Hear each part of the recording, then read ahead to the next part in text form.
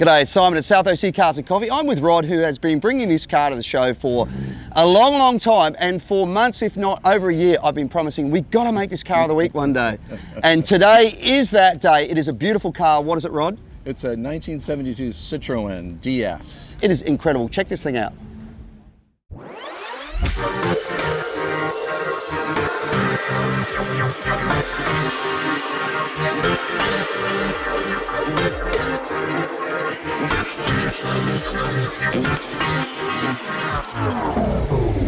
The French never did anything the same as any other part of Western civilization, did they? No, they did not. And this car, Citroën in particular, was a great example of that. There are little things we're going to talk about as we go around this car, which were really some of the industry first that Citroën sort of introduced.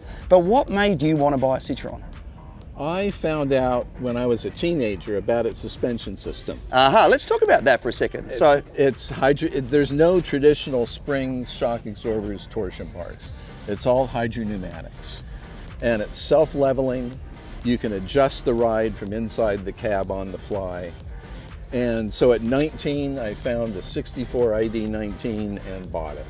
And the love affair began. It's just, yes, I'm not familiar with other cars, but I know Citroën. So the wonderful thing about that, you were talking about the hydroelastic suspension. Hydroelastic was actually what they had in Minis from memory.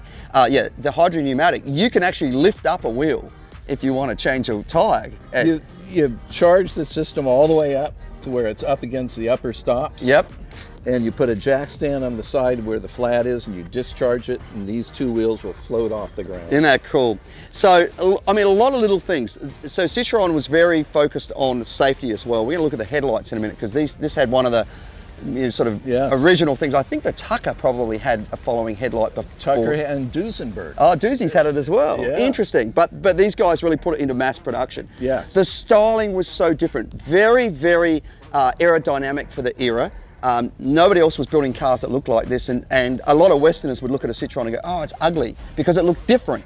But they didn't care about that. That's just the French, correct? Absolutely. They wanted a fuel efficient as much as possible, very safe car that can adapt to the kind of roads that were in Europe, which were a lot of post-war roads were damaged, and so they wanted something that'll seat 4 adults in total comfort and alter the suspension system so you always have a smooth ride. Yeah, and that one of the things, for example, the little tiny 2CV or 3CV was famous for is you could drive that across a ploughed paddock with eggs sitting on the back seat and they wouldn't fly out. So let's talk about the interior. It is super luxurious, but there's also some things about it. There's a one-arm steering wheel so that your visibility of the gauges is not impaired. Right, and when you're going straight, that arm is at the 730 position. Yep. So if you're in an accident, you're thrown forward, the wheel will pivot at the spoke, guiding you to the center of the car in case your door's sprung open. Isn't that interesting? Yeah, very, very clever. So they thought about things like that. Just little things. We talked about the headlight before. You notice the wheel is turned, and so is the headlight. So what you've got is that, notice that it's on an angle there. So you had one set of lights pointing straight ahead, then you had one set of lights that followed the curve, which was, once again, a safety thing.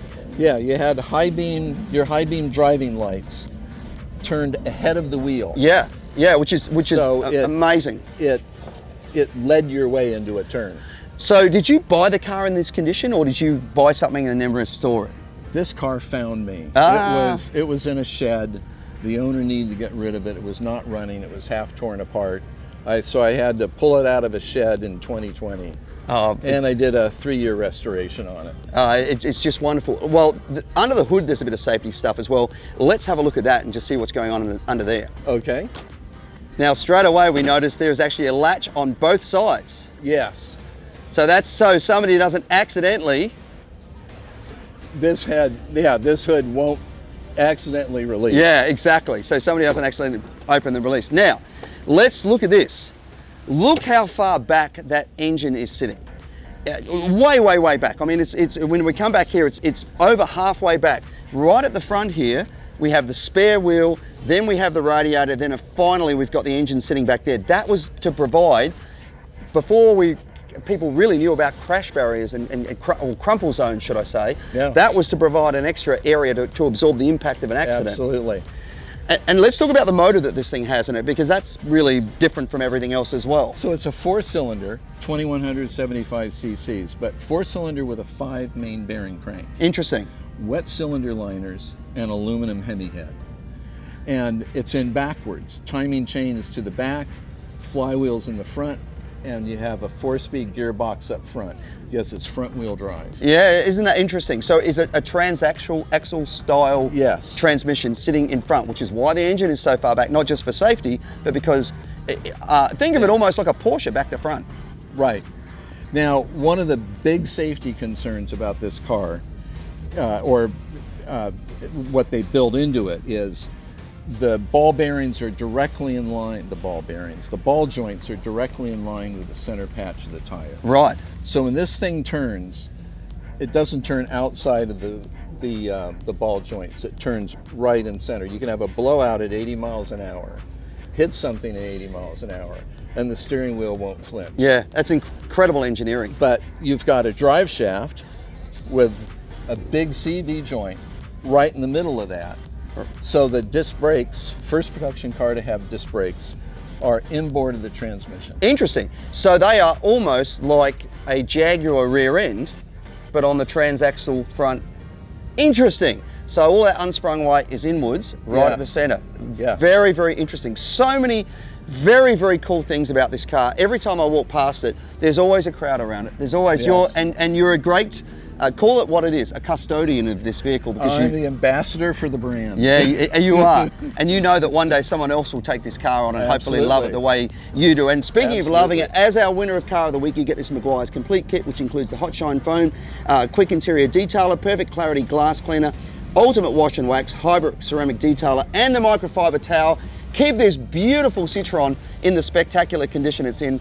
Mate, congratulations, and we always appreciate you bringing it out. Oh, I love it. Thank you very much.